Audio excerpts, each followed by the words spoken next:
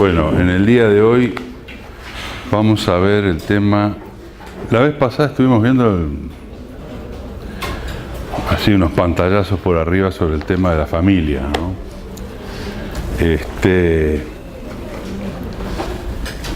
Y por lo menos en la clase de hoy vamos a tratar de ver un poco. Habíamos visto el tema del surgimiento del dispositivo de terapia de pareja, digamos, parecía fundamental, ¿no? Un poco algunas cosas que también tienen que ver con el advenimiento desde varios lugares, ¿no? Del planeta, la aparición de este dispositivo de intervención llamado dispositivo de psicoterapia familiar, ¿no? Eso fue durante la década de los 40 y los 50 que los pioneros empezaron a desarrollar un poco el trabajo, digamos, y a inventar conceptos y proponer técnicas. Y, digamos, en la década de los 50 aparece una corriente que es muy importante, inclusive por el día de hoy, o sea que tiene una influencia muy notable en el campo psicoterapéutico y fundamentalmente desde los enfoques sociodinámicos, que es la corriente sistémica que surge en California, o sea, aparece en Palo Alto, en el hospital de Palo Alto de San Francisco, digamos, un grupo de psicoterapeutas con un equipo interdisciplinario en el cual estaba Gregory Bateson, digamos, que es uno de los epistemólogos más importantes de Estados Unidos, y a partir de ahí empieza a surgir esta corriente, digamos, que tiene un enfoque de trabajo permanentemente relacional, ¿no? Así como Pichon Rivière acuñó el concepto de vínculo, ellos van a acuñar el concepto de sistema y van a desarrollar una serie de hipótesis donde el campo de trabajo de intervención son las familias con pacientes esquizofrénicos, esencialmente, ¿no? Y ahí van a surgir una serie de nociones básicas, ¿no? Como la noción de paradoja, que es una noción extraída fundamentalmente de la lógica matemática, ¿no? Y de la filosofía positivista, ¿no? Y también de la filosofía de Bertrand Russell, ¿no? Y también el concepto de doble vínculo, un concepto fundamental, ¿no? Que implica fundamentalmente lo que ellos trabajaban era sobre la emisión de los mensajes en el campo familiar. Todo el nivel comunicacional, digamos, ahí está el libro famoso de Paul Watzlawick, ¿no? Así como también los artículos y los textos de Don Jackson y Jack Haley, que son los pioneros de aquella época, ¿no? Esta corriente rápidamente se expande por todo Estados Unidos. No voy a hablar específicamente de esta corriente, pero sí hacía mención a ella porque en las formas de intervención, ¿no? Esto es bastante interesante, ellos no se apegaban exclusivamente, por ejemplo, a trabajar exclusivamente a toda la familia como si fuera todo un sistema, sino que ellos empezaron a hablar de sistemas abiertos y a hablar de subsistemas en el campo familiar. Entonces, por ejemplo, un subsistema en el campo familiar son los hermanos, ¿no? De pronto, los hermanos, ¿no? La descendencia de la familia, lo que hace un grupo familiar es su descendencia, ¿no? Entonces, su descendencia en el campo familiar, de pronto los hermanos conforman un subsistema en relación a la pareja, que es otro subsistema, ¿no?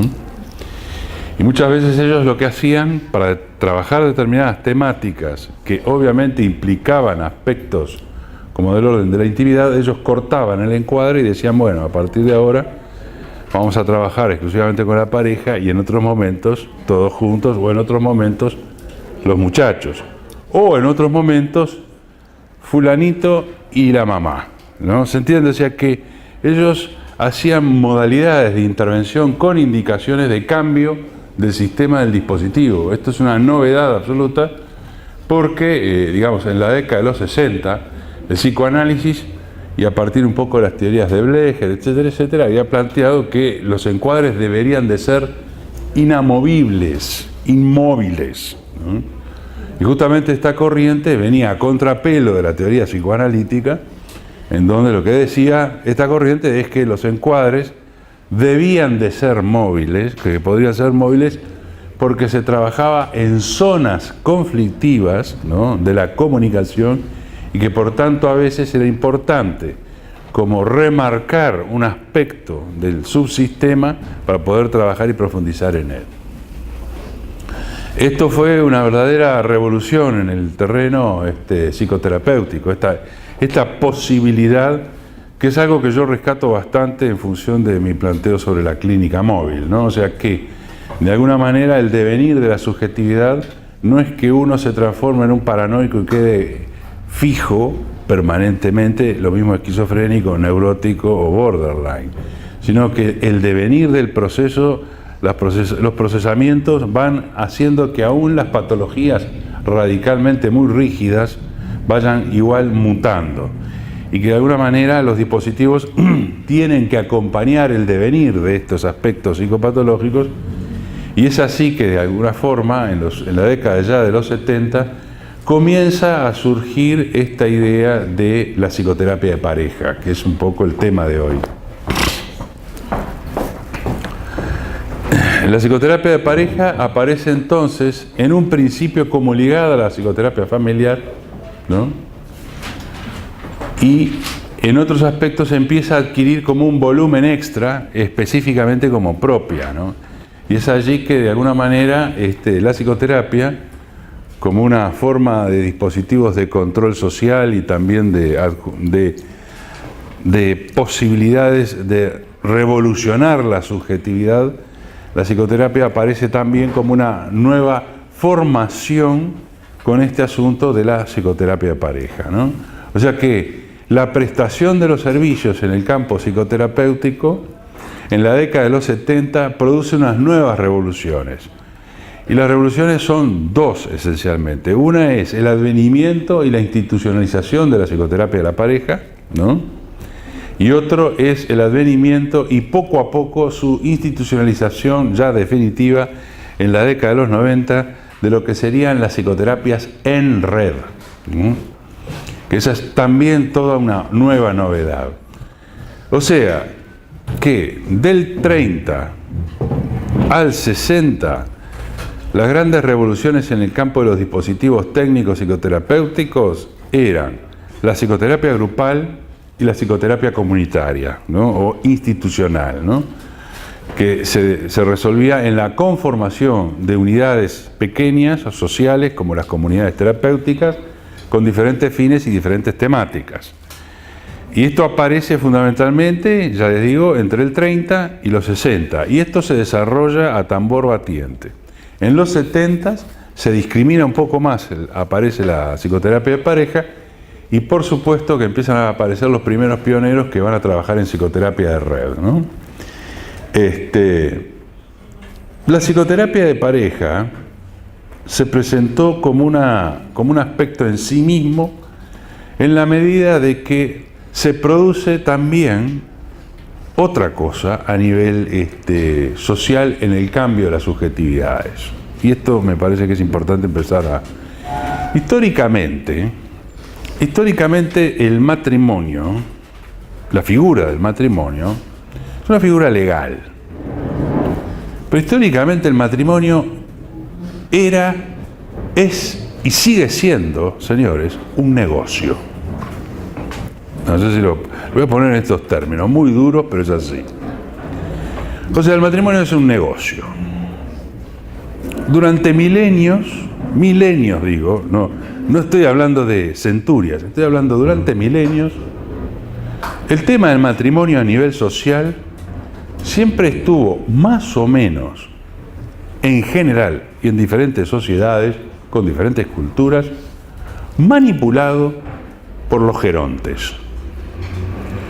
O sea, las generaciones veteranas definían a una edad muy temprana que tú te tenías que casar con fulano y viceversa, fulano se tenía que casar con perengana. Esta decisión era tomada fundamentalmente por los padres o los ancianos, ¿Qué quiere decir esto? Esto quería decir que tú no tenías lo que hoy denominamos el libre albedrío de elegir con quién me quiero casar. Todo lo contrario. Esta capacidad que tienen hoy, que tenemos todos nosotros hoy, de elegir con quién queremos vivir o generar un proyecto, es una novedad de apenas unos 3 siglos. Pero vamos a aclarar cómo fue esta situación transitiva que eclosiona en la década de los 50 del siglo pasado. En primer lugar, durante todo el medioevo, el sistema de la herencia en Europa, digamos, y concomitantemente en nuestra influencia, ¿no?, tenía que ver con la situación de que toda la herencia pasaba a manos del primogénito. Y el primogénito, posteriormente, disponía los bienes de acuerdo a su relación con sus hermanos y hermanas. Cuando había hermanas, lo que había que hacer es que el padre de la hija tenía que pagar una dote a aquella persona que se casara con ella. O sea, que tenía que conseguirle un candidato. Y la manera de conseguir el candidato, señores, era pagando.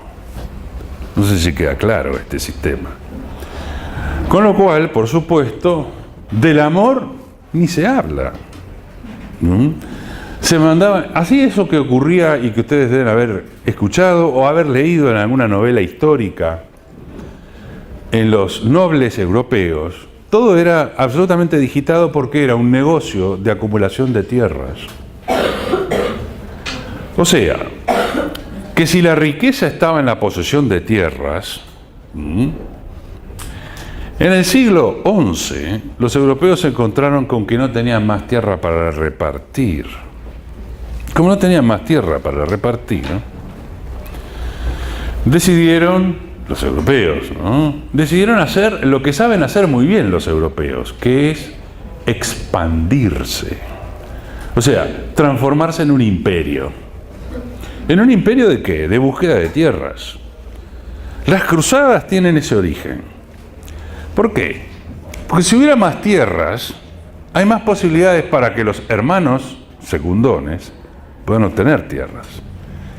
Y como Europa en su diagrama sedentario ya había quedado totalmente grillada, ¿no?, y cuadriculada, los segundores se fueron acumulando y lo que había era una dinámica bastante interesante de la cual Shakespeare habla mucho. Estos hermanos que asesinan a los otros para quedarse con las cosas. No sé si se entiende. O sea que permanentemente nos encontramos entonces con hermanitos menores que quieren matar al de arriba, o asesinarlo o correrlo de algún lugar, digamos. Y esto es lo que habla Shakespeare, ¿no? Esta lucha fratricida en las fratrias, ¿no? Este complejo del cual habla Lacan en su famoso artículo, tiene una pulsión desarrollada, ¿no?, que además tiene un asiento material, en la búsqueda de una materialidad, ¿no? Porque además había venganzas también. El hermano mayor podía vengarse del pequeño, ¿no? Decir, vos me destronaste psicoafectivamente, en el sentido edípico del término, bueno, yo te destrono de todos lados, te dejo solamente con un castillito y arreglate por ahí, ¿no? Miserablemente, ¿no? Esta situación eclosionó por allí, por el siglo XI, y entonces ahí los segundones fueron y convencieron al Papa de turno de que estaría bueno meterse en Tierra Santa porque había una cantidad de tierra por ahí. Cosa que hicieron, ¿no? Y bueno, las aventuras le salieron algunas bien y otras no tan bien. Hasta que al final, de tanto romperle lo que te dije a los muchachos de Medio Oriente, estos formaron un líder, su segundo líder en la historia, ¿no?, porque el primero fue Mahoma en el siglo VI, ¿no?, nada más ni nada menos, sino que van a formar su segundo líder, que se llama Saladino, que era kurdo, y él va a unir todas las tribus y va a sacar a todo Occidente por el forro. O sea, los va a destruir. No sé si se va a volver a repetir esta historia, porque Europa nuevamente está, no sé qué haciendo ahí en Medio Oriente. Obviamente que ya sabemos que lo que está haciendo, ¿no? Ahora ya no es que le interese la superficie de arriba, le interesa lo que hay abajo. Digamos, en Europa y Estados Unidos, etcétera, están metiendo mano ahí, y bueno, hasta que algún día esta gente decida poner un líder y los van a sacar de ahí. O sea, al estilo como hizo Mahoma y al estilo como hizo Saladino, que no es nada agradable, ya claro. Pero también es una defensa de ellos, ¿no? Entonces, ¿a qué cuento viene todo esto? La Revolución Francesa produce un ligero cambio en esto, porque la Revolución Francesa va a generar otro tipo de jurisprudencia en donde se va a repartir un poquito mejor los bienes. No sé si se entiende. Ya no queda en manos de un primogénito, sino queda en manos de una porción medianamente equitativa en relación a la descendencia. O sea, si son 5, se subdivide en 5 y así sucesivamente.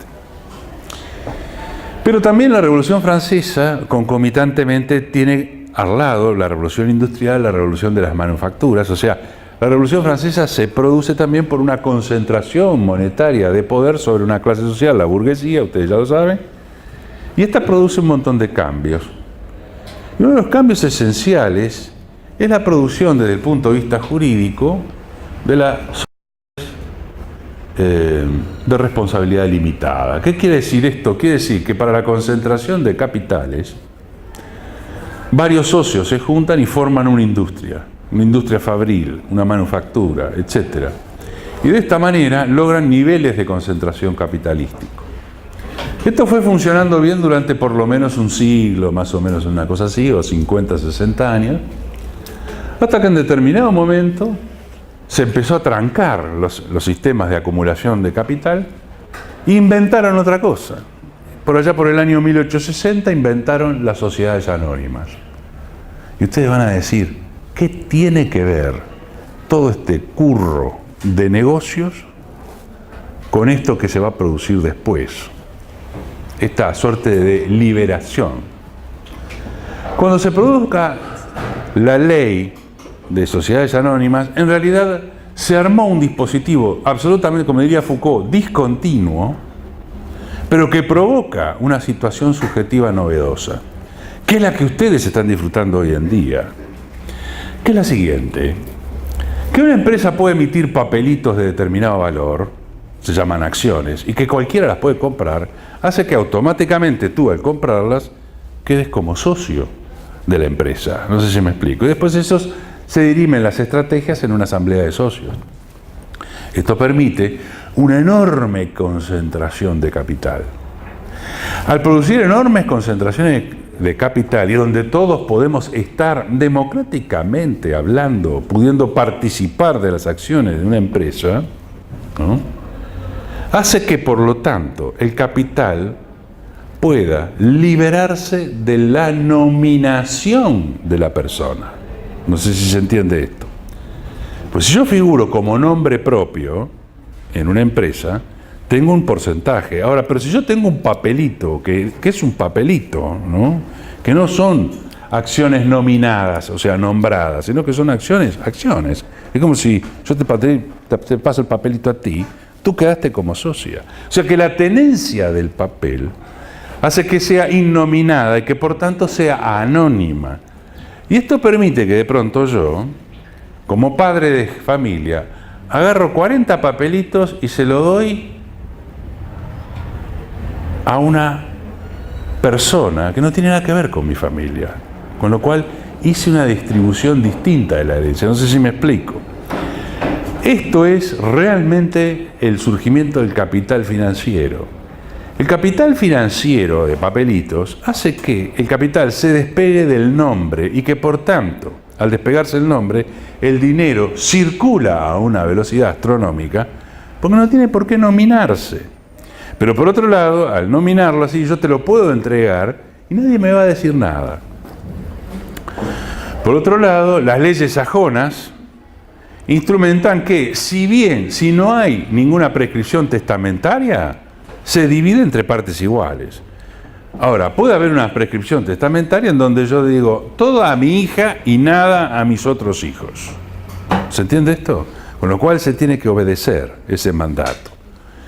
Esto va a establecer un mecanismo liberal de elección. Y este mecanismo liberal de elección va a permitir entonces que no todos queden pegados a la nominación del capital y que por tanto el matrimonio ya no es tanto un negocio. No sé si me explico, sino que el verdadero negocio está en la tenencia de las acciones, el verdadero negocio está en la tenencia de la propia moneda en sí mismo, porque se desajusta la tenencia de riqueza de la tierra y pasa a ser solamente la gran riqueza, el papel moneda. No sé si me explico en esto. Cuando la tierra queda descentrada de poder, digamos, de generador de riqueza, pasa otra dimensión que son papelitos. Esto lleva a que no es necesaria establecer entonces una estrategia matrimonial para concentración de capitales. Quiero aclarar que esto que ocurría en el medioevo de los nobles ocurría con el campesinado también, y con los trabajadores de los burgos. O sea que esto era socialmente aceptado por todo el conjunto. Cuando se producen estas leyes y modifican estas regulaciones, esto desajusta notablemente la ligazón, entonces, de la base estructurante del negocio del matrimonio. ¿Y a qué queda liberado entonces? Queda liberado el deseo y el amor. Ustedes se preguntarán, ¿pero el amor antes no existía? Claro que existía. ¿En forma de qué? Negocio. No. ¿Cómo existía? Infidelidades. Infidelidades. O sea, disculpe la expresión, en adulterio. O sea, ¿en qué existía el matrimonio? El amor se vehiculizaba por otros lados. ¿Me explico? O sea, porque el hecho de que muy de vez en cuando se podría dar la fortuna de que lo que te habían elegido era bastante agraciado y que de pronto vos dijeras, estoy enamorada, de pronto. Pero era realmente una minoría, ¿no? En realidad el problema era, me tengo que fumar esta pastilla para ambos, ¿no? Entonces, ¿qué es lo que ocurría? Ocurría lo que se llama el amor romántico cortés, el amor cortesano. Y todo esto del amor cortesano está en un ciclo mitológico que nos funda a nosotros y a Occidente y a Europa con una modalidad subjetiva del amor durante siglos que va a empezar posteriormente a caducar, pero se va a reformatear a partir del siglo XIX. ¿Cómo es esta forma del amor? Está en el ciclo artúrico, señores. Ustedes habrán escuchado hablar de Arturo, ¿no? El rey Arturo y su tabla de caballeros de la mesa redonda. Y seguramente ustedes que pasaron por el secundario les deben haber hablado del Quijote, ¿no? El Quijote es una parodia sobre el mito artúrico y la relación de Quijote con Dulcinea es la parodia de lo que es realmente el amor cortés. Pero el amor cortés, entonces, es esto de la infidelidad. ¿Cuál es, entonces, el patronímico específico del modelo? Es justamente el rey Arturo con su reina Guinevere, ¿no? Y Lancelot. O sea, es la triangulación permanente. Lancelot es el super caballero, ¿no? Que al principio es amigo del rey y después termina acostándose con su mujer. Con lo cual quiebra el reino, se arma un lío bárbaro. Esto pasa durante décadas. Es una situación espantosa para el reinado, digamos, y bueno, pasa lo que tiene que pasar. No voy a contar el ciclo artúrico, porque son 3.500 páginas. O sea, son los mitos más largos de la historia.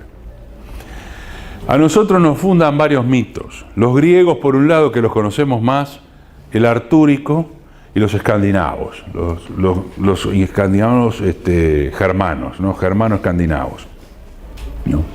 El mito de Sigfrido, por ejemplo, ¿no? Pero yo quiero rescatar acá fundamentalmente no solamente el problema de Arturo con su reina y su caballero andante al lado, digamos que lo traiciona, sino que hay otro que es dentro del mismo ciclo artúrico. El brazo izquierdo del rey era Sir Tristán, y el famoso mito de Tristán e Isolda, ¿no? Que están condenados a amarse porque toman una porción accidentalmente. Isolda es esposa del rey de Irlanda Y Tristán es invitado a propuesta del rey de Irlanda porque tiene que reventar un gigante que le está rompiendo toda la cosecha. Y no hay caballero en la corte del rey irlandés que se atreva a enfrentar a este gigante. Entonces le pide ayuda al rey Arturo y Arturo le dice, mira, yo te voy a mandar mi mejor caballero, que es Sir Tristán. Tristán va, mata al gigante tranquilamente y en una fiesta organizada en su honor, que esto que lo otro, se toma una poción mágica en donde queda enamorado de la reina Isolda.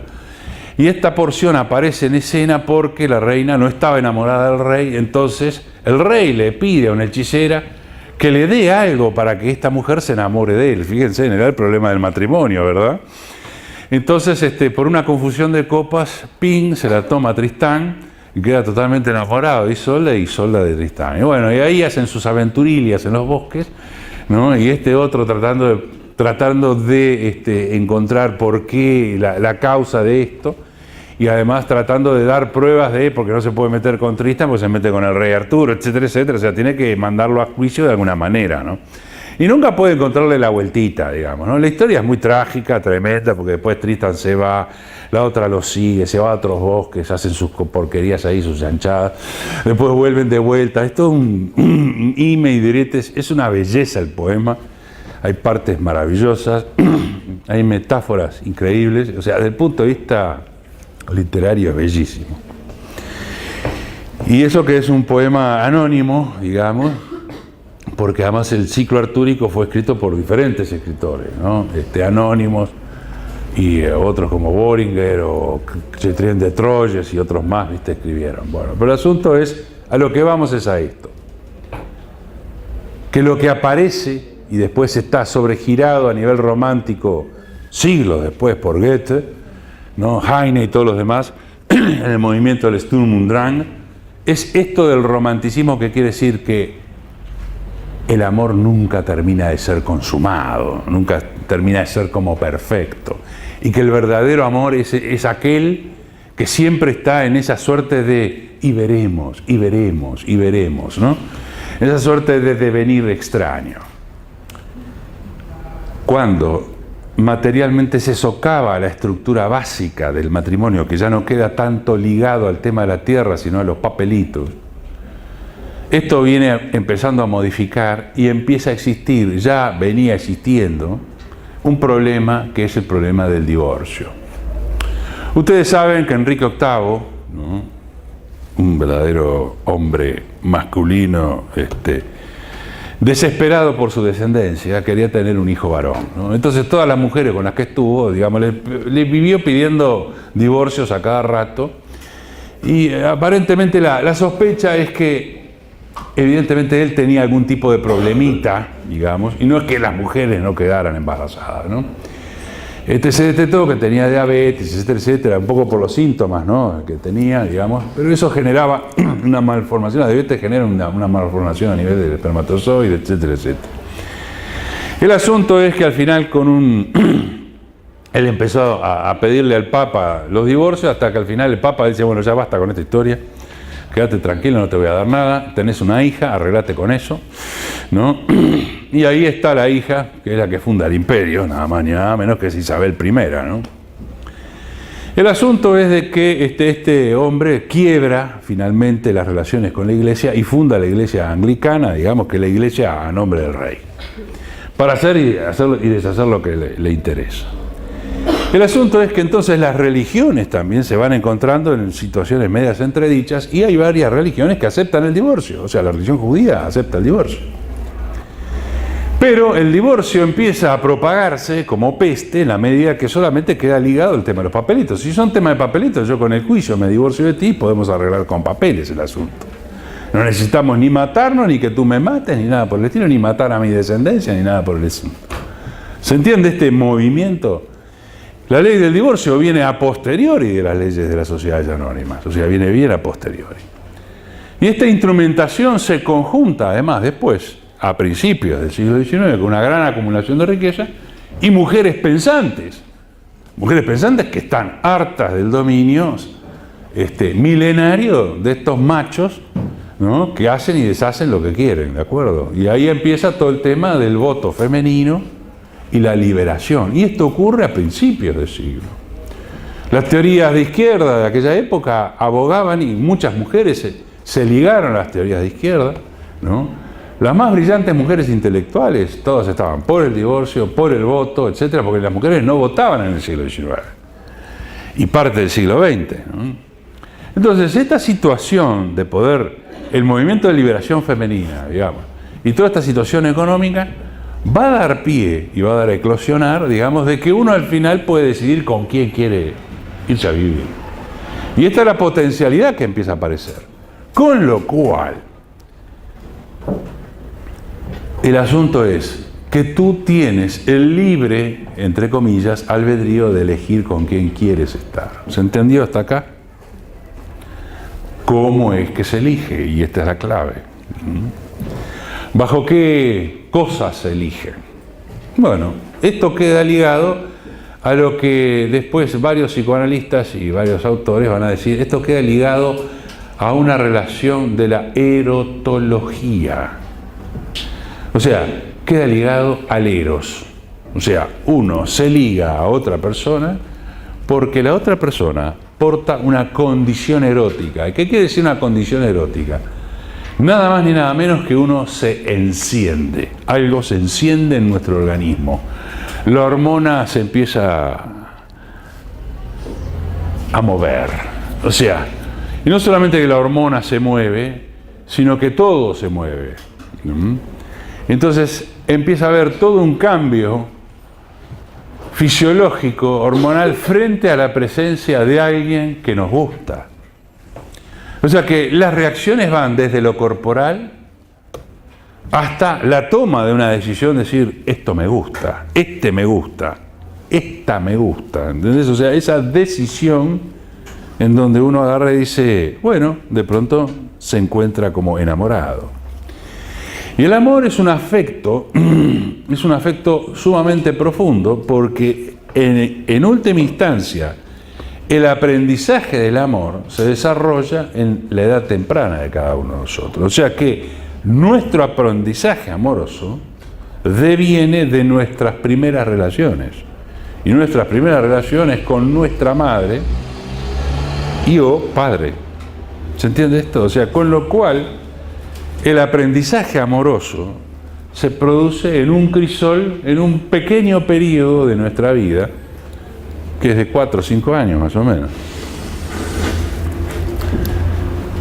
Y este va a marcar, este aprendizaje, va a generar lo que se puede denominar como una plataforma de significantes y de fantasmas que nos van a habitar, que van a generar lo que se denomina el rasgo erótico, o sea, va a producir lo que es un rasgo erótico, en donde cualquiera o cada uno de nosotros puede agarrar y determinar y decir, a mí me gusta este muchacho, y a veces lo puedo decir conscientemente y otras veces no puedo explicar por qué. Porque las palabras se me agotan, y es lo que ocurre. Es un afecto, el amor y el odio son afectos tan poderosos que no hay palabras de registro. No sé si soy claro en esto. El lenguaje queda hasta corto en esto, ¿no? O sea, queda como medianamente desajustado. O sea que no encuentra realmente su palabra. La poesía, podríamos decir, que surge justamente como una manera de producir un efecto lingüístico en relación a este afecto que desliga permanentemente del sistema lingüístico. O sea que lo explica, pero nunca es suficiente. Y en estos rasgos la captura es absolutamente inconsciente. Yo les mostraba un esquemita de la mirada, en donde esa mirada recorta ciertos aspectos de la otra persona, y uno se entusiasma por esos aspectos, por ese conjunto de aspectos. Quiere decir que entonces el amor tiene esa cualidad de que agarra un objeto representacional que es unitario y en realidad lo fragmenta en pequeños pedazos y arma un conjunto en donde uno termina generando lo que se denomina una ilusión y una idealización del otro, ¿no? En donde el otro pasa a ser casi perfecto. Entonces, en esta primera etapa del amor, digamos, que se denomina enamoramiento, esto lo ha trabajado Kemper, lo ha trabajado Lacan, lo ha trabajado Freud inclusive, es interesante leer la Introducción al Narcisismo, en el año 1914, ¿no? Freud establece las formas de cómo uno ama. Uno se ama a sí mismo, ¿no? Y por tanto proyecta sobre otro, digamos, ese sí mismo, entonces se ama a sí mismo como a un otro, es un amor absolutamente de sumisión y dependencia. Yo le adjudico al otro un poder enorme y es maravilloso. Es un poco lo que ocurre muy estúpidamente graficada en esta estúpida novela, pues ya no sé qué término emplear, ¿no? Para las 50 sombras de Grey, ¿no? O la peor película todavía, ¿no? Ya la novela es espantosa, la película es peor todavía, ¿no? Donde la chica se somete frente a un dominus, ¿no? Que yo qué sé, no sé, bueno, está eso. Vayan a verla y vean el enlace espectacular que tienen estos dos chicos, ¿no? Bueno, el asunto es de que en esa forma de amar también de pronto está el amar al nutriente, o sea, al ser nutriente, con lo cual también genera una zona de dependencia.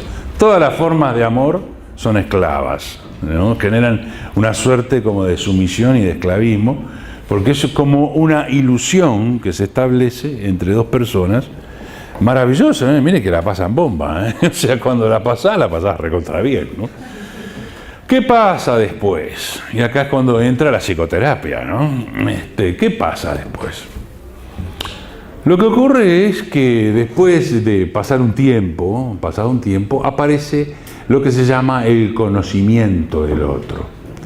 Nos empezamos a dar cuenta de que estábamos enamorados de un simple espejismo, ¿no? Un espejismo que co-construimos con otro, de alguna manera, ¿no? Armamos una cosita interesante, en donde nos creíamos únicos y maravillosos en el planeta, digamos, y que realmente nos habíamos encontrado para toda la eternidad, y de pronto te encontrás con que el otro, oh, por Dios, huele a veces mal, oh, por Dios, no me tuvo en cuenta en tal situación, oh, por Dios, tiene cierto aliento complicado. Oh, por Dios, a veces se está yendo la mano con la cervecita. Oh, por Dios, no encara en el trabajo, ¿no? Etcétera, etcétera, ¿no? No me tuvo en cuenta. O sea, empieza a aparecer lo que es el otro en sus circunstancias, ¿no? O la otra, ¿no? Otra vez de vuelta en el espejo, acicalándose. Tenemos que ir a tal lado y estoy esperándola. ¿Se entiende, no? O sea, otra vez con esta maña de querer limpiar todo antes de irnos. Yo qué sé, ese tipo de apariciones de detalles, ¿no? De pequeños detalles, donde al principio uno los deja pasar porque está tan entusiasmado con otras cuestiones, digamos, que después, digamos, eso que hacía fondo por allá en el fondo empieza a aparecer haciendo escena, ¿no? Se transforma en protagonista. Entonces las cosas se empiezan a complicar, ¿no? Y empieza a haber discusiones de enfoque, ¿no? No, pero vos tenés una concepción diferente, etcétera, etcétera. Y es acá que surge, digamos, este segundo momento, que es el momento de la desilusión, ¿no? No es desenamoramiento, pero sí es de la desilusión y de saber que entonces, ahora sí realmente la papa quema, ahora sí hay que tomar realmente una decisión en torno a este tema, ¿no? ¿Continuamos o no continuamos? O sea, es como que comienza a existir, digamos, una serie de problemas, obstáculos, discusiones, etcétera, etcétera, etcétera. Y es generalmente en estos momentos, en estas situaciones, que se producen, digamos, de pronto las demandas a una psicoterapia de pareja, ¿no? Porque dice, estamos mal, no nos comunicamos, etcétera. Antes hacíamos el amor todos los días, ahora pasamos a una vez cada 15 días, etcétera, etcétera. Me parece que estás muy atareado con tu trabajo, etcétera, etcétera. Yo qué sé, todo ese tipo de cuestiones, ¿no? O estás mirando demasiado la computadora, ¿qué tenés en la mano, no? O sea, siempre estás con el cosito. Empieza a ver las sospechas de la presencia de un tercero, de una tercera, etcétera, etcétera. Empieza a ver un montón de cuestiones, ¿no? Entonces, frente a estas circunstancias, es que aparece, digamos, en el horizonte la oferta de venga la psicoterapia de pareja que le arreglamos lo que pasa, ¿no? Y la psicoterapia de pareja en realidad arregla hasta lo que se puede arreglar, no sé si me explico, ¿no?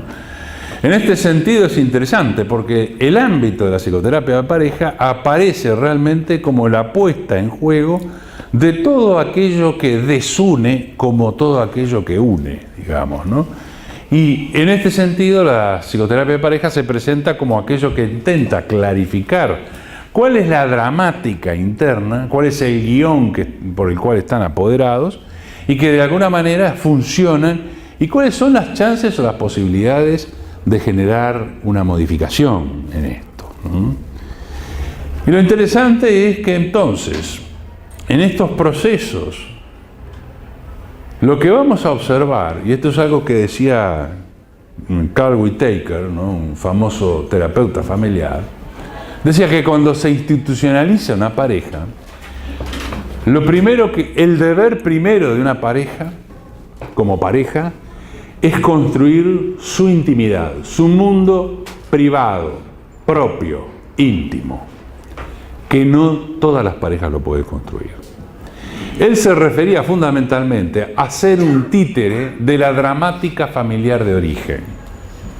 O sea, que para Whitaker la pareja tiene que construir una frontera muy clara entre lo que es la pareja y lo que son los otros. Es algo así como decía el negro Dulio Varela, los de afuera son de palo, ¿no?, en el fútbol, ¿no? O sea, refiriéndose a las 250.000 personas que le estaban gritando, ¿no?, en el Mundial de Maracaná. Los de afuera, muchachos, son de palo, ellos no juegan, lo que estamos jugando somos nosotros. Bueno, esta situación de establecimiento de una frontera es vital para el desarrollo de una pareja. Tan vital es que si no lo hace, queda atrapada en la dinámica de la familia de origen. Y es más, Whitaker va a decir, y esto lo dicen muchos sistémicos, a pesar de que Whitaker era sistémico y psicoanalista, ¿no? Estaba en ese brin. Lo que va a decir es que, de alguna forma, lo que uno lleva a la pareja es un mundo familiar, porque lo que tiene es eso, ¿no? O sea, no tiene otra cosa. Podrá llevar plata, pero es otro tema, digamos, ¿no? Lo que lleva también es lo bueno y lo malo de su mundo familiar. Lleva las cosas interesantes de los buenos aprendizajes que surgen en el crisol familiar, así como también uno transporta los traumas y los golpes de la propia familia, ¿no? Y además uno trae también las modalidades, ¿no? Pero ¿cómo? ¿Vos estás acostumbrado a hacer esto así? Sí, porque esto así se hace en casa y esto lo vamos a hacer así. ¿Se entiende? Entonces hay un juego de empoderamientos a veces, o de formas de rituales, de hábitos incorporados, como diría Pierre Bourdieu, una serie de hábitos que uno ya tiene funcionando. Por ejemplo, el hecho de que el muchacho se despierte y diga, pero escuchame, vengo de laburar 14 horas y no levantaste, estuviste 4 horas mirando la televisión porque la cocina está hecha un desastre. Entonces el tipo está procediendo como procedía con su mamá, porque cuando él llegaba la mamá tenía todo arreglado, entonces es un machista de primer nivel. Pero segundo, la muchacha, ¿viste?, está súper cómoda porque la mamá o tenía una empleada o la mamá se dedicaba y ella no hacía un pomo a la vela, ¿no?, por la casa. Entonces dice, pero levantá un poco la ropa tirada que está en el piso. Entonces el cuarto es un desastre, ¿viste?, porque yo me acostumbré a tener el cuarto así porque mi mamá lo único que decía me dijo, bueno, cerrá la puerta. ¿Entendés? Y yo estoy acostumbrada a estar así, ¿viste? Pero pará, levantar la bombacha que está toda mugriento, todo eso. Entonces, todas estas historias siniestras, ¿viste? De cómo fuimos educados. Yo no sé hacer ni una milanesa, te dicen un huevo frito, no sé cómo hacer. Te hago un huevo pasado por agua, que pongo ahí, pum, chao, arreglate. Si no, hacemos el delivery, ¿entendés? O sea, entonces, Viste, todo esto se pone en acto, en acción. Pero che, lavate los dientes cada vez que... Después que te comés, ¿por qué no te vas a lavar los dientes? ¿Y por qué me tengo que lavar los dientes? Sí, viste, entras en una zona, viste, media rara, ¿no? De las convivencias de uno, del otro, viste, de los aprendizajes de lo que es ese estilo de convivencia. Bueno, esto empieza a ser, esto que estaba en el fondo, que antes no importaba, porque primero lo que importaba era let's go to the bed, ¿no? Vamos a la cama, ¿no? O sea, vamos a divertirnos, ¿no? Vamos a bailar, que esto, que lo otro. Vivimos en una eterna playa soleada, ¿viste? De Rocha, divirtiéndonos, ¿viste? Dando un poquito de mota, un poquito de cervecita, aquí vivís todo así. Después cuando llegás acá tenés que estudiar, tenés que trabajar, tenés que hacer esto, lo otro, lavar, limpiar, toda la porquería esa, ¿viste? Las tenés que fumar. Entonces eso ocupa un espacio. ¿Viste? Si no, ¿viste? Los piojos te empiezan a comer, ¿viste? Etcétera, etcétera. El baño es un desastre, mejor no, pero si va a venir visita, vamos a limpiar el baño, van a venir ellos. Ellos son los padres, ¿no? Que vienen a veces. Entonces, limpia el baño, por lo menos, limpiamos algo, ¿viste? Porque si no, esto es un mugrerío. Yo qué sé, todo ese tipo de cuestiones. Y después ni te digo cuando viene el pibe, el primer botija o la botija, ¿no? Viene el bebé. Ya eso, ¿viste? Pone a prueba de fuego a toda pareja, digamos, ¿no? Porque ahí es cuando la parejita deja de mirarse el ombligo y de mirar al otro nada más, para tener que atender a un sujeto, ¿viste? Que lo único que hace es llorar, demandar, pedir. Y vos decís, bueno, que me mire algo, y tarda como 2 meses, ¿viste? En enfocar la mirada, ¿viste? Porque el tipo está todavía... Pero nosotros rápidamente decimos, ¿viste qué mirada linda que tiene? ¿Viste qué tierno que es? ¿Viste cómo se ríe? El tipo hace una descarga fisiológica, ¿viste? Entonces, ¿viste? Vos le adjudicás todos los papos, ¿viste? Que sirve porque le vas enseñando lo que es el amor, a toquetearlo todo, ¿viste? Entonces le diagramás el cuerpo erógeno, ¿viste? Tocándolo todo por todos lados. ¡Ay, qué chuki, ¿viste? Y todos los agitás, ¿viste? Todo ese tipo de cuestiones. Bueno, y eso es lo que va, pero claro, ¿viste? No tenés tiempo para vos, para nada, ¿viste? No tenés dormidera, ¿viste? Estás así con la teta puesta, ¿no? A cada rato, ¿viste? No sabes ni qué hacer ya con la teta, ni con la leche, ni con tus fluidos, ni nada, que tenés que, ¿viste? Querés dormir un rato, dormís salteado, o sea, es todo un desastre, ¿no? Y el otro sale, va a trabajar, vuelve molido, tiene que levantarse, andar, te toca vos, ¿viste? Todo ese tipo de cuestiones, ¿viste? Y vos decís, yo no compré esto, ¿viste? Esta sarta de temas no las compré. Entonces ahí te das cuenta, pobres mi viejo, claro. Ahora los puedo entender, ¿no? Ahora sí los entiendo, ¿viste? Pero tardo décadas en entenderlos, décadas tardo, porque este aprendizaje sigue, ¿viste? Todo esto, digamos que es la pareja y la constitución de la familia, se hace a través de lo que... Todo esto lo escribo y lo he desarrollado en este artículo que aparece en el libro ese de Clinamen, ¿no? Que está en la bibliografía. Lo que sí es interesante es ver diferentes estancias y problemáticas. Por ejemplo, un tipo de intervención en la psicoterapia de pareja tiene que ver fundamentalmente con los inicios, ¿no? O sea, a veces surge una pareja recientemente formada que se preocupa porque de pronto empezaron llevándose bien y ahora se están llevando mal.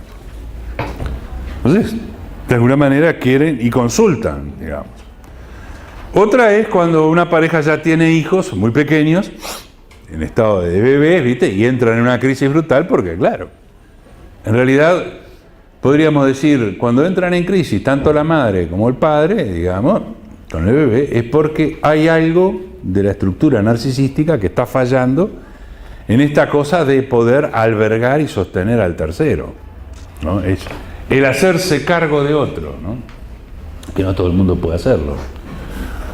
¿Cuántos en nuestra vida hemos conocido gente que, yo qué sé, ha vivido toda la vida sin hijos, digamos, ¿no? Se han cuidado muy bien de no tener hijos, ¿no? Porque saben de pronto que no pueden.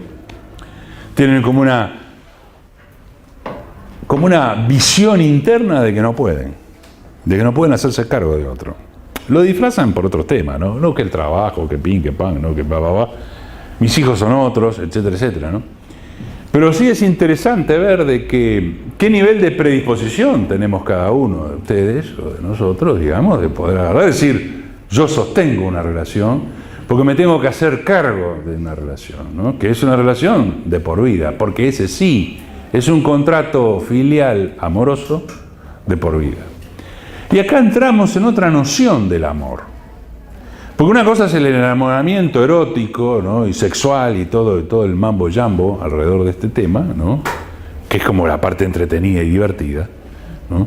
Y después está todo esto otro que tiene que ver con el cuidado del otro, el cuidado de sí y el cuidado de los otros por venir. Y este es un tema que se desarrolla en las primeras etapas de una pareja. Este tema se plantea de inmediato. Si bien pueden decirte, y nosotros no hablamos de este tema y recién a los 5 años empezamos a hablar de este tema porque era un convenio tácito, he escuchado muchas veces, convenio tácito de que nosotros primero teníamos que hacer mucha plata, teníamos que dedicarnos cada uno a nuestras profesiones y desarrollarnos, y después vendrían los hijos, ¿no? O sea, ese tipo de pareja formal, burocrática, ¿no?, que tiene claro cuáles son sus objetivos en la vida y tiene ordenadas las prioridades, ¿no? O sea, prioridad 1, 2, 3, 4. Entonces, lo primero, terminar las carreras, buenos trabajos, casa, auto, ¿no?, y después el nene. O sea, y además 2. Un varón y una nena.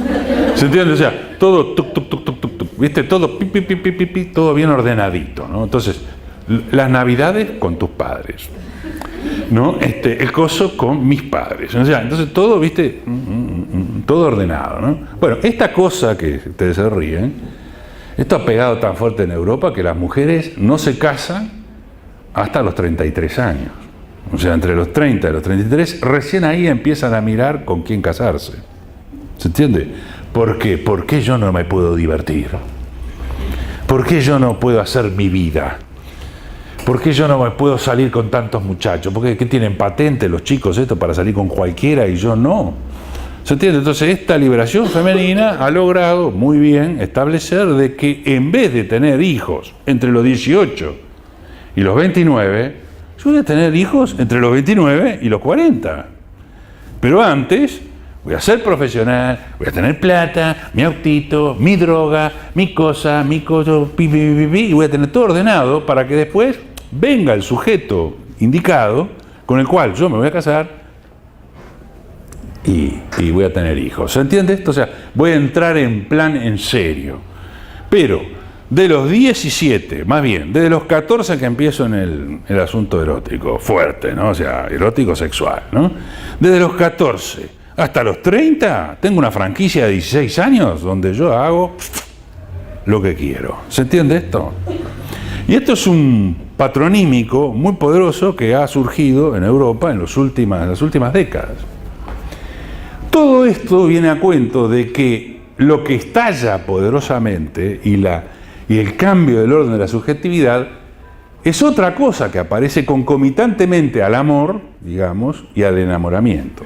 Entonces la idea del amor pasa a ser una idea de responsabilidades en el siglo XX, de asumir responsabilidades.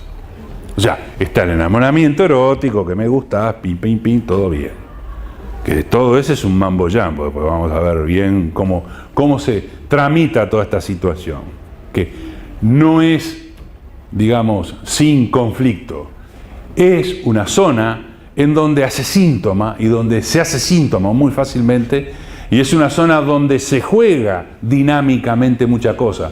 Me refiero al intercambio sexual concretamente, ¿no? O sea, es una zona de negociación también en las parejas, ¿no? Es una zona muy sensible y muy delicada al bienestar del humor de la pareja, ¿no? No, estoy enojada, no quiero tener nada que ver contigo. Pero no importa, querida, igual, hacé de cuenta que fue ayer. No, pero tuvimos esta discusión. No, pero querida, hacé de cuenta que estábamos en la semana pasada. ¿Entendés? Hacé de cuenta que no pasa nada. Esto soluciona esto, porque si encima le agregamos esto que funcione mal, esto es un desastre. ¿Se entiende? O sea, los argumentos que usan los tipos para tratar de convencer a las mujeres para que no tengan alguna actividad sexual con él, digamos, son bastante complejos, ¿no? Y he escuchado artimañas de todo tipo, pelos y señales, ¿no? De la misma manera de que mujeres hablando a solas o hablando frente a no rinde lo que tiene que rendir, ¿no? Ya le he dicho que tenemos que ir a un sexólogo, no venir a hablar acá. A no le funciona. a este. Entonces la pregunta es, ¿pero tú qué hacías con este antes? ¿No? O sea, ¿qué es lo que estabas haciendo con este antes? Lo que pasa que antes era distinto. ¿Qué era distinto? Y lo que pasa que antes solamente nos refregábamos. Entonces entras a ver todo un universo bastante raro, que es interesante en esto, ¿no? Pero de cualquier manera lo que siempre va a aparecer es que el amor es como una cuestión de responsabilidades, ¿no? O sea, el amor era maravilloso porque ella era bella, ¿no? En la época del siglo XVIII, Goethe, ¿no? Siglo XIX, ¿no? Y ahora el amor son responsabilidades, hacerse cargo del otro, que esto, que el otro. Todo lo que ven ahí en el arte de amar, que me imagino lo deben haber leído, ¿no? O sea, es un libro de cabecera de todos, digamos, de Erich Fromm, que es un psicoanalista, digamos. Entonces ahí te explica y te habla de lo que el amor como responsabilidad con respecto al otro, bla, bla, bla. Es toda una responsabilidad. Pero, en la década de los 50 aparece Elvis Presley, ¿no? Los Beatles, el movimiento hippie y lo que se llamó la revolución sexual, ¿no? Porque aparece en el horizonte ciertas formalizaciones de lo erótico, digamos, con una contundencia y una virulencia pasmosa, digamos, ¿no? Porque es cuando los adolescentes empiezan a ocupar su lugar en el merchandising, porque esa es la verdad de la milanesa. Antes había niños y adultos. En los 50 aparece el teenager, el adolescente, a través de los vaqueros de James Dean, ¿no? Y Natalie Wood, que le quedaba muy bien por otro lado, ¿no? Entonces en la década del 50 aparecen Marlon Brando, ¿no? O sea, aparecen todos estos actores y estas películas espectaculares, ¿no? Rebeldes sin causa, etcétera, etcétera, que van a marcar la funcionalidad distinta y del arte erótico distinto. Esta cosa de que, y bueno, igual se puede con todos, ¿no? Y esta cosa de hipista, ¿no? De que mi cuerpo es tu cuerpo, mi cuerpo es mi extensión y que esto, que el otro. Y bueno, es un poco la legalización del sex group, ¿no? O sea, entonces las comunidades hippie, viste, el sex group, etcétera, etcétera, mezclada con ciertas dosis de anarquismo, ciertas dosis de vaya a saber de qué romanticismo, hay una torta media complicada de armar, digamos, ¿no? Lo que sí empieza a aparecer también, esto tiene que ver también con el uso de la píldora, etcétera, etcétera, y lo que también empieza a aparecer brutalmente y con una incidencia grande es esto de que la sexualidad humana tiene esta característica fundante, ¿no? Que no es hetero, ni es homo. La sexualidad humana es absolutamente, si uno la mira, incluida con todo el espectro psicopatológico, es bizarra. O sea, es bisexual por donde la mires y recorre un amplio espinel de lado a lado, ¿no? Hay gente que le gustan los animales y hacen las cosas con los animales. Hay gente que hay pedófilos que lo hacen con niños, etcétera, etcétera. O sea, empieza a surgir todo un mambo jambo, ¿viste? Muy complicado, en donde aparece una diversidad sexual y aparece entonces ciertas consistencias de identidades sexuales muy poderosas como el movimiento gay o lesbian, digamos, donde empiezan a realmente adquirir una consistencia comunitaria, ¿no? Fíjense en que, por ejemplo, la película Milk habla mucho del líder digamos, norteamericano que viene de San Francisco, en donde es una voz poderosa, digamos, que organiza al universo gay, ¿no? Entonces, a partir de aquí, uno empieza a observar un enorme conjunto de disponibilidades eróticas, sexuales, y una enorme diversidad, y una experimentación, una búsqueda de experimentación de nuevas sensaciones, que además se acompasan con una liberación del merchandising, esto es, un mercado específicamente para los teenagers. 2, con una potenciación a través de las drogas, o sea, de los estados enteogenéticos que producen fundamentalmente el LSD, hongos, etcétera, etcétera. Entonces empieza a haber un gran mercado de drogas conjuntamente con un gran negocio instalado. Es en donde la acumulación enorme de capital en el planeta da pie a que se industrialice las modalidades del divertimento y del placer. Antes, piensen en el siglo XX, a principios del siglo XX, la cosa era ir a una misa, caminar por un parque, dar una vueltita en una lanchita, ir al teatros que duraban 4 horas, ¿no? Etcétera, etcétera. Y eso era todo. Y de pronto cada tanto venía un circo y bueno, vos ibas al circo. Esa era la vida cotidiana, muy bucólica. Hoy en día tenemos de todo. desde el vía aqua, ¿no? Que te la meten con el aqua, ¿no? Desde los films pornográficos, desde todo tipo de formas de films, todo tipo de expresiones artísticas. Vos hoy, el diagrama que tienes de tu día libre es impresionante. Te ofrecen un menú a la carta de todo lo que podés hacer. Comprate una super bicicleta y hacé tal cosa. O comprate unas calzas espectaculares y salí a correr a la Rambla. O hacé esto, lo otro, o tenés esta actividad, esta. No sé si me explico. El diagrama es absolutamente infinito y enorme. Todo para tenerte ocupado. Y además es un diagrama diagrama de producción que produce mucho dinero. Con lo cual esto fortalece también las visibilidades eróticas y los intercambios de los fluidos de la gente que está ahí metida adentro, porque en los bailes uno chupa fluidos y está permanentemente exhalando fluidos, intercambiando fluidos con otro, etcétera, etcétera, y todo se arma en un sistema de mezcla infinita donde uno va a bailar a la disco y chungu, chungu, chungu, o después vas a bailar a otro lado, o después te vas a la cumbia, pringui, piqui, piqui, piqui, o te vas a la murga y estás sentado tomando mate, viste, tiqui, tiqui, viendo la murga. O sea, permanentemente tenés, o vas al fútbol a ver a Peñarol y Nacional, que son horribles, ¿no? Siempre juegan mal, viste, los clásicos son espantosos, etcétera, etcétera. O sea, vos tenés una diversidad potenciada a la N. Esta diversidad lo que hace es potenciar el mecanismo erótico, potencia el mecanismo erótico que es una deriva hacia lo económico, y por tanto se establecen como formas regladas de intercambio de circuitos de juego en donde la gente se junta en determinados espacios y circula por determinados circuitos y no otros. O sea que el diagrama se ha complejizado. Cuando antes era monocorde y gris, ¿no? A lo sumo había un partido de fútbol o alguna cosita así, nada más, ¿no? O el turf, nada más. Ahora es una enorme diversidad de cosas. Todo esto ligado en la medida que tenés plata, lo podés hacer. Si a esto le agregamos el aparatito maravilloso, digamos, que tiene que ver con el asunto del teléfono, del celular y las hiperconexiones cibernéticas, y el estado de una realidad virtual en donde tú te conectás con un montón de gente, digamos, realmente no tenés tiempo. Ya literalmente el tiempo se te quedó corto. Te han diagramado tanto el tiempo, te lo han ocupado de tal manera que prácticamente estás en un nivel de industrialización. No sé si se entiende. Entras en tal lado, hoy te levantaste, viniste acá, después salís de acá, te vas a otro, y tenés agendada. De lo que se trata es que tú agendes y sigas agendando permanentemente. Entonces, no, que tenemos la fiesta de cumple de aquella, de esto, lo otro, me encuentro con Perenganita, y vos vivís agendándote en una suerte de socialización agendada. Esto establece entonces que esta potencialidad vos podés circular por diferentes circuitos, digamos, y obviamente que vas a encontrar gente. Y de lo que se trata es eso, de que tú encuentres a tu pareja, de que tú encuentres a tu media naranja en los circuitos por donde circulás, ¿no? O en los lugares por donde tú circulás, ¿no? De eso se trata.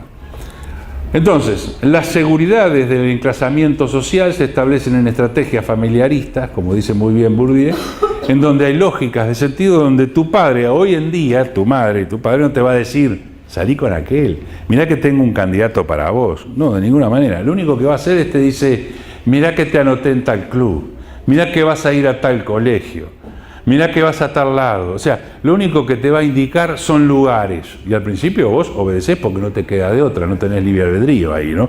Tenés 8 años, te mandan ¿a qué colegio fuiste? Sí, me mandaron a este, ¿no? ¿A qué club fuiste? Me mandaron a este. Y fui a este lado, a este lado, a este lado, hasta que a los 15 años empezás a tener un cierto nivel de decisión en decir, bueno, quisiera estudiar de pronto esto. O quisiera irme a otro colegio porque fulanita y perenganita van a dejar de venir acá y vamos para tal lado, etcétera, etcétera. O sea que es a partir, después de 15 largos años que te han manejado como maleta, ¿no? Pero que nunca te han dicho, enamorate de este o del otro, ¿no? Te dicen, anda por acá, hacé tus amiguitos. De eso se trata. Es que tú en determinado circuito social puedas encontrar aquello que de alguna manera te sentís convocada y convocado. Esto hace entonces que el diagrama de una pareja, ¿no?, establezca entonces una forma como del encuentro Y en la formalización del encuentro se establecen determinadas reglas de lo que yo denomino una serie de juegos que se establecen en el campo libidinal erótico de una pareja. Y acá quiero plantear una cuestión que tiene que ver con cómo es las proyecciones en el armado de esos juegos en una pareja, ¿no? En este artículo hay por lo menos una serie de juegos que yo establezco, que son los juegos de gobierno, a ver, para no irme de banda, así, los juegos de producción y los juegos de eros, ¿no? Esos son los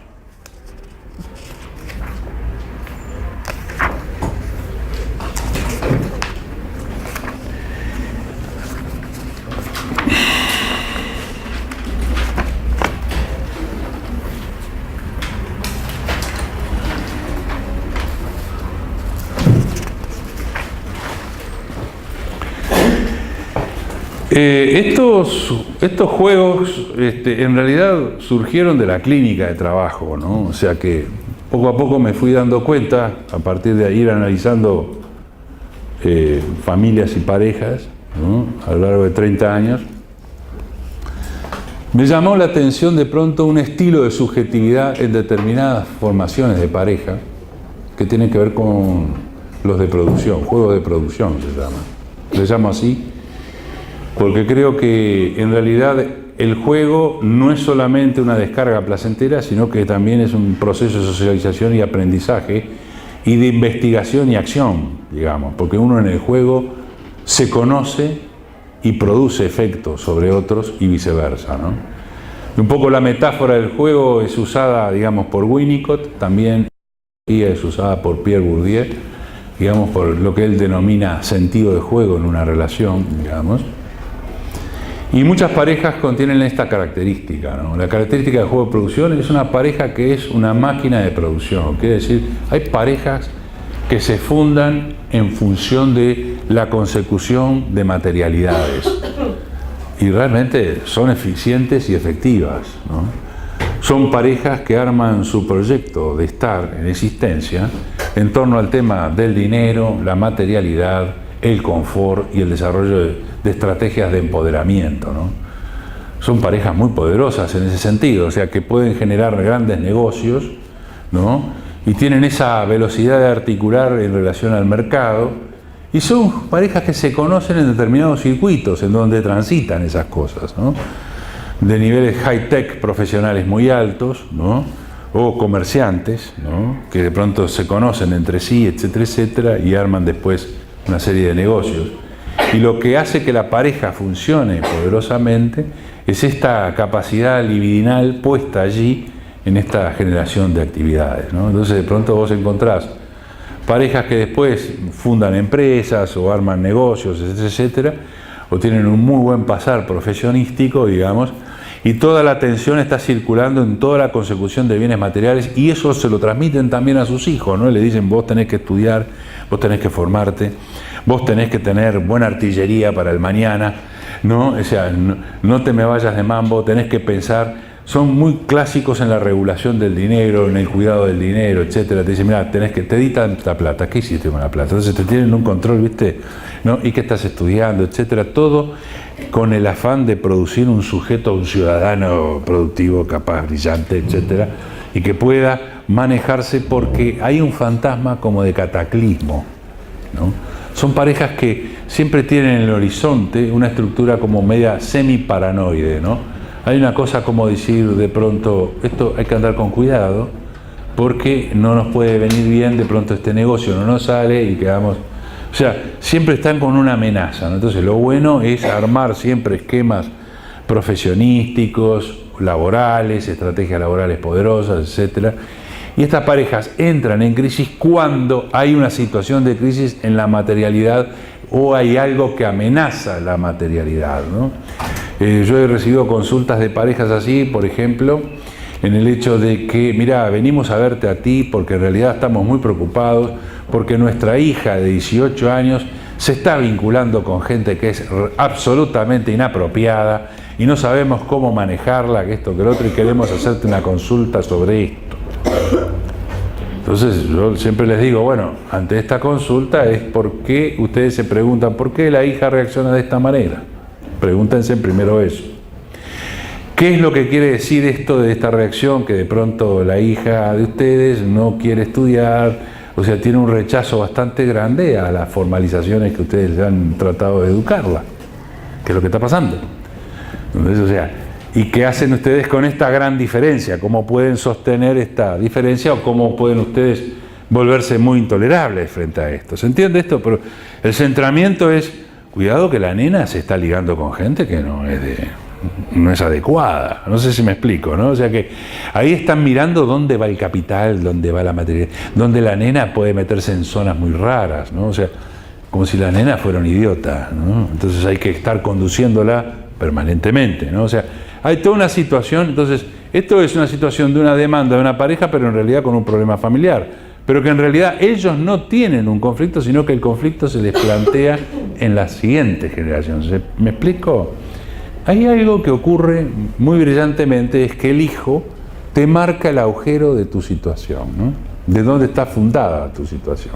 Esto es interesante, porque el hijo tiene mucho poder en la acción sintomatológica o la acción real, concreta, decir, estoy en desacuerdo como ustedes me han enseñado determinadas cosas. Pero para poder decir esto, el hijo tiene que progresar y desarrollarse mucho, o la hija tiene que desarrollarse mucho. Y esto es un conflicto de tipo familiar. Pero sin embargo, el origen está colocado en la pareja, ¿se entiende? Es un juego que se coloca en la pareja. Otras son parejas que de pronto entran en una crisis porque alguien es despedido, uno de los miembros es despedido, entonces se genera todo una circunvalación diferente, ¿no? Pero yo siempre venía y llegaba yo antes y no había nadie en casa, y ahora estás tú todo el día acá porque te despidieron, etcétera, etcétera. ¿Qué estás haciendo con esto? Claro, el sujeto entra en depresión, se siente frustrado, poco masculino, poco viril, etcétera, etcétera, y de pronto entra en una circunstancia en donde, literalmente, no hace nada. Entonces la mujer que venía haciendo todo le empieza a reprochar que tú estás cambiando. Algo te cambió, esta situación de despido te cambió, etcétera, etcétera, y esto puede llegar a quebrar la pareja, ¿entienden? O sea, porque la pareja está fundada sobre un proyecto productivo, y si uno abandona uno de los aspectos, está atentando contra el proyecto y contra el juego, o sea que el juego no se sostiene, por tanto la pareja entra en quiebre, ¿no? Esto es interesante porque los juegos, estos juegos de producción son muy complejos y ocurren fundamentalmente en familias que tienden a generar efectos clánicos, efectos de dominancia, ¿no? Y digamos, efectos de control, que eso nos remite al segundo juego, que es el juego de gobierno, ¿no? Los juegos de producción ya están bastante claros en esto. Estoy siendo breve para poder avanzar. Los juegos de gobierno son juegos en donde la característica de la pareja es no ponerse de acuerdo. O sea, es discutir. ¿Se entiende? Hay un juego de la discusión. En los juegos de gobierno hay o un modelo que hay un amo y una sumisa, o viceversa, un sumiso, ¿no? Porque hombres pollerudos hay por todos lados, ¿sí? Y hombres que se pretenden amos también, ¿no? Hay por todos lados. Y mujeres sumisas o mujeres dominantes los hay por todos lados. Y esto es el problema del gobierno, ¿no? En donde el hombre de pronto adquiere una sumisión absoluta a una mujer. Y esto lleva a niveles de decisión de todo pelos y señales, ¿no? O sea, vos observás situaciones rígidas en este nivel, es terrible para la descendencia. La descendencia es catastrófica, ¿no?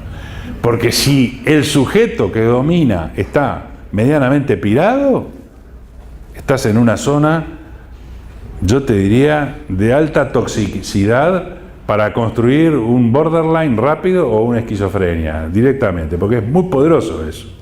Los juegos de gobierno son juegos absolutos de sometimiento en donde el acoso y el abuso está a la orden del día, ¿sí? O sea, son juegos de gobierno, son tremendos, ¿no?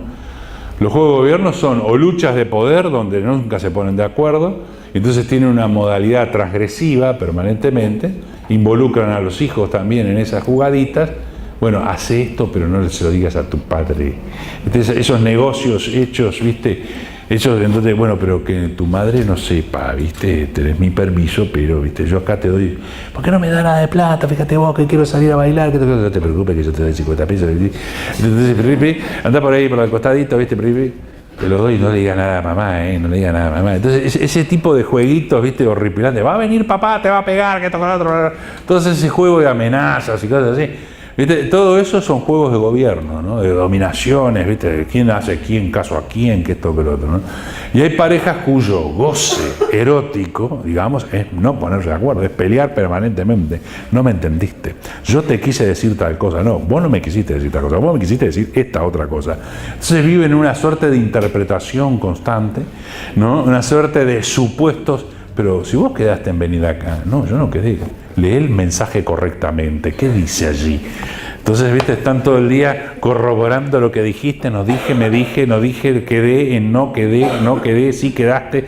Entonces es una lucha infinita donde es agobiante. A veces uno lo escucha y es como un partido de ping-pong. Uno está en la sesión así, viste, ¿no? O sea, viendo que cómo no se ponen nunca de acuerdo, ¿no? Ese es uno de los grandes juegos, ¿no? Y para ir cerrando, los últimos 10 minutos le dejo la pastilla de la torta, la frutilla, la cereza de la torta, etcétera, etcétera, que son los juegos eróticos. Esos son de los más diversos e interesantes que hay. En los juegos eróticos, los juegos de Eros, ¿no?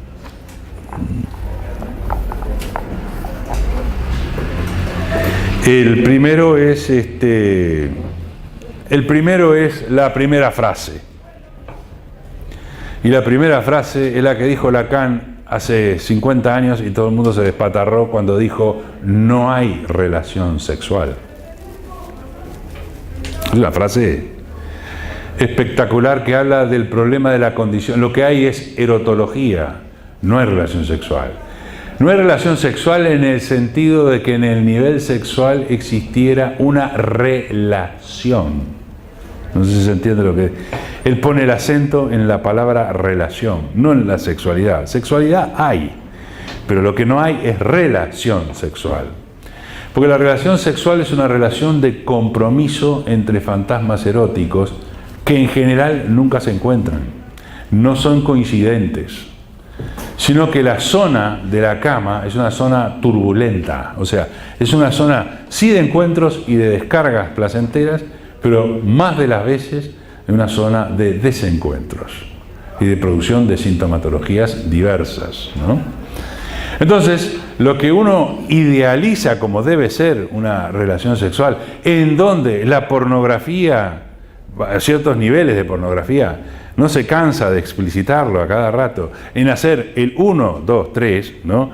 Y 3, 2, 1, digamos, o sea, subir y bajar como si fuera un peldaño en una escalera, ¿no? Entonces, en ese juego erótico, digamos, en donde dos personas se disfrutan cuerpo a cuerpo. Esta cuestión del disfrute de cuerpo a cuerpo es ni más ni menos que lo que engancha al otro. No es solamente el perfilado del cuerpo del otro, sino aquella condición interna que habíamos visto que tiene que ver con la condición erótica del fantasma, que no solamente estriba en una cuestión de la superficie del cuerpo, y que no solamente se dispara por el contacto de la superficie del cuerpo, sino por la visibilidad que otorga esta superficie del cuerpo y por lo que acompaña alrededor del cuerpo, ¿no? Esta es la cuestión que lo que te demuestra la psicopatología, ¿no? Lo que es el fetichismo, por ejemplo, ¿no? El hecho de por qué vos te vas y te compras una pilcha espectacular para hacer determinadas cosas, ¿no? El hecho de por qué, digamos, vos te vestís de determinada manera, o el hecho de por qué vos te rompés el que te dije, para no tener celulitis y no tener la zapán, digamos, el hecho de por qué vos querés agradar al otro en un patronímico de modelo que va de la Venus de Milo a el David de Miguel Ángel, digamos, el hecho de por qué tú te estableces en una condición de que bajás la luz, mucha luz, poca luz, etcétera, espejo, no espejo, etcétera, ¿no? Porque qué querés ver o no querés ver, ¿no? Etcétera, etcétera, ¿no? O el rasgo de la seda, ¿no? O de un pedazo de tela, ¿no? El hecho de que por qué el travestido se calienta viéndose en el espejo o viéndose mudado de su sexualidad a otra, no sé si me explico. O sea que, en definitiva, estamos tan habitados por fantasmas que nuestra relación sexual se transforma en que el otro es un medio para lograr una cosa. Y en este sentido, la frase de Lacan apunta a un solicismo sexual, a una suerte de onanismo compartido con otro cuerpo, en donde en realidad lo que más frecuenta es el desencuentro y no el encuentro. A ustedes dirán, pero ¿hay algún encuentro alguna vez? Es del orden de lo ilusorio y es del orden de la descarga real. Se supone que de pronto llegamos juntos al mismo orgasmo. ¿es el mismo? No es lo mismo. Tu orgasmo es tu orgasmo, mi orgasmo es mi orgasmo. No sé si me explico. O sea, igual en la fantasía uno puede agarrar y decir, lo vamos a compartir, pero no es lo mismo. Entonces, desde esta cosa, desde este encuentro que es fallido, pero no fallido, fallido y no fallido. No tan fallido porque de alguna manera también yo me regodeo en este placer y encuentro placer y me descargo voluntariamente e involuntariamente. En este encuentro fallido, esta fórmula nos aporta una serie de desplazamientos espectaculares que van desde lo interno, de cuáles son las condiciones que a mí me encienden o cuáles son las condiciones que a mí rechazo. Porque en este juego también están la pulsión, están en juego también los objetos, están en juego también esa cosa como degradante de los olores o de los fluidos que a veces nos gustan o no nos gustan o nos parecen feos, etcétera, etcétera, en donde el asco y el goce de pronto circulan casi por los mismos lugares. No sé si me explico. Entonces, en este sentido, uno de pronto se encuentra con avatares culturales y preceptos culturales en donde dicen que ahora, antes, la relación sexual era la del misionero en el siglo XIX, ¿no? El hombre arriba, inclusive en el medioevo a veces hasta se usaba un camisón con un agujerito allí en donde correspondía y más nada, ¿no? Cosa de no entrar tanto en contacto corporal, ¿no? Esto en Europa, que eran todos una bola de reprimidos, ¿viste? Porque te ibas para Oriente y encontrabas cada cosa que te digo. Ahí en Nepal, donde está el terremoto, no sabes, las paredes de los frisos, ¿viste? Ves cada posición que vos decís, acá hay que ser un gran gimnasta para estar a esta altura, ¿no? O sea, hay que ser muy bueno en esto, ¿no? O sea, realmente es toda una articulación absolutamente diferenciada, ¿no? Y es cierto, la erótica de Europa es absolutamente pacata en relación a la erótica oriental, que es absolutamente demencial, ¿no? No solamente porque produjeron textos como el Yunga, que es un texto japonés espectacular, la relación sexual en China, hay un libro maravilloso ahí, los chinos, los hindúes, ni hablar con el tántrico, ¿no? El sexo tántrico y el Kama Sutra, que es realmente un compendio sexual increíble. Vos lees las 1001 noches y entendés de posiciones, ¿no? Porque el 80% de ese libro es absolutamente erótico. Es un libro que cuando te cuentan el cuentito de Walt Disney son 3 o 4 cuentitos que son los pasables, porque el resto es toda una cosa demencialmente problemática, digamos, ¿no? Porque los árabes la tienen bastante complicada, digamos, ¿no? Esta cosa de que el hombre tiene que tener tantas mujeres, etcétera, etcétera, es como medio raro, ¿no? Entonces, de cualquier manera, en esa rareza, digamos, existe toda esta cosa erótica expandida en Oriente y totalmente sumisa y dominada, digamos, en Europa, ¿no? Y esto tiene que ver fundamentalmente con que los juegos también se establecen en función de catexias narcisísticas, o sea, determinados objetos a los cuales yo considero importantes como sistemas de acompañamiento que me acompañan, digamos, en esto de la sexualidad. Y por supuesto aparece este compendio de la buena sexualidad, de lo que uno tiene que ser como un homoerótico supermacho, o una mujer tiene que ser una fémina espectacular, donde no le hace asco a nada y le entra a todos los tiros, ¿no? Entonces, una especie de gimnasta, ¿no? Donde podemos hacer cualquier cosa y está habilitado a todo, pero eso sí, esto tiene que durar. Y acá entra el tema de la duración. Y ahí vino la farmacopea a ayudar, etcétera, etcétera, porque el Viagra te ayuda a ayudar, te ayuda a que dure, etcétera, etcétera. O sea, hay todo un mambo jambo loquísimo que existía también antes. Porque la gente mataba a un rinoceronte porque en el entendido de que la relación sexual y el orgasmo de un rino dura 30 minutos. Entonces, vos te comías un polvillo de rino para que tu orgasmo te durara más de la fracción de segundos que dura. Entonces, o sea, ¿viste? Hay una locura absoluta, hay una erotomanía, ¿no? Brutal a nivel de Oriente, en donde consumen la aleta del tiburón porque también es un elemento, no solamente que es el plato más caro del planeta, sino que también es afrodisíaco, etcétera, etcétera.